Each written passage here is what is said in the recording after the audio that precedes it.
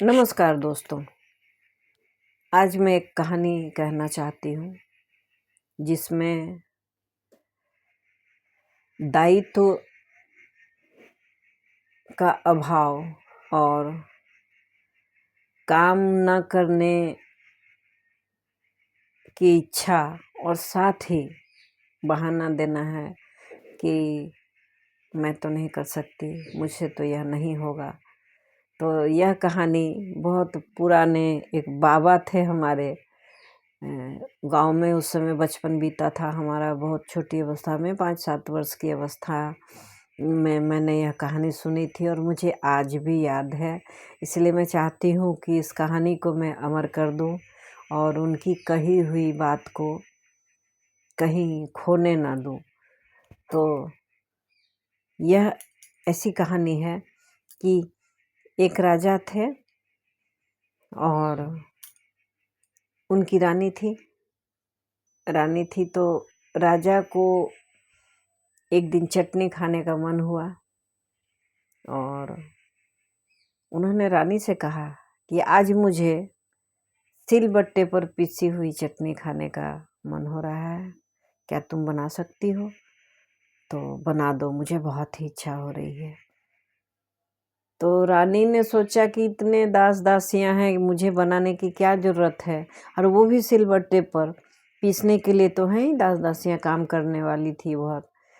तो रानी ने कहा कि अरे मैं तो नहीं कर पाऊंगी, उतना वजनी जो उसमें बट्टा होता है उसे मैं नहीं उठा पाऊंगी और मेरी तो कलाइयाँ दुख जाएंगी और साथ ही मुझे बहुत तकलीफ़ है हाथों में, इसीलिए मैं किसी को कह देती हूँ और वो चटनी बना देगी।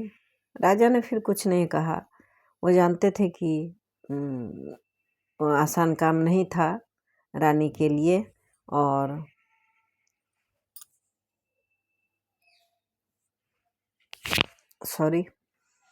तो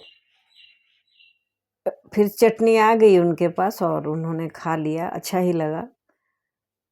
तब उन्होंने सोचा कि रानी की परीक्षा लेते हैं। तो उन्होंने कहा कि आज मैं आपसे बहुत खुश हूँ और चलिए मैं आपको गहने दिलवाता हूँ। तो महारानी ने कहा, एकदम से तैयार हो गई जाने के लिए। और राजा ने सुनार को कहा, जो जेवर बनाते हैं उनको कहा कि एक नेकलेस बनाओ इस तरह का। पहले हंसुली चलती थी, बहुत सारे व्यूवर ऐसे होंगे जो हंसुली जानते होंगे। एक मोटा कड़ा सा होता था और यहाँ पर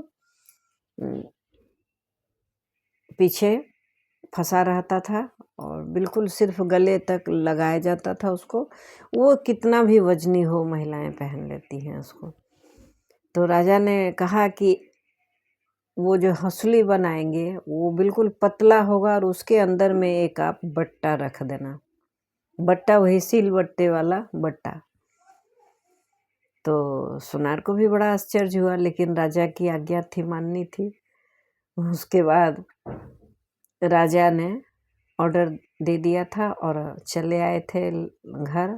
फिर बाद में सुनार ने बड़े ही आदर के साथ उस गहने को राजा के सामने पेश किया। राजा ने उस गहने को देखा और रानी को कहा कि आप इसे ट्राई करें। तो रानी ने जब उसे उठाया तो उसे भारी लगा, लेकिन उन्होंने सोचा कि इसमें सोना अधिक होगा। तो सोना तो किसी स्त्री को खराब लग ही नहीं सकता है। और रानी ने उस गहने को पहन लिया। काफ़ी भारी था, बहुत मुश्किल से वह इधर उधर गर्दन घुमा पा रही थी, लेकिन फिर भी उन्होंने उसे उतारा नहीं। तो वजन था। अब मान लीजिए कोई गले में एक बट्टा बांध ले तो कितना वजनी होगा, और हाथों में एक बट्टा उठाना हो तो बहुत दिक्कत की बात है। तो ये तो कहानियाँ हैं, पता नहीं कितना सच है, लेकिन इस तरह से बाबा सुनाया करते थे। और बहुत हँसते थे हम लोग कि महिलाओं को अगर चटनी पीसने कह दो तो महिलाएं थोड़ा नानुकुर करती हैं, थक जाती हैं, लेकिन अगर उसी बट्टे को गहना बनाकर और पहना दो तो वो पहन ही रह जाएंगी दिन भर।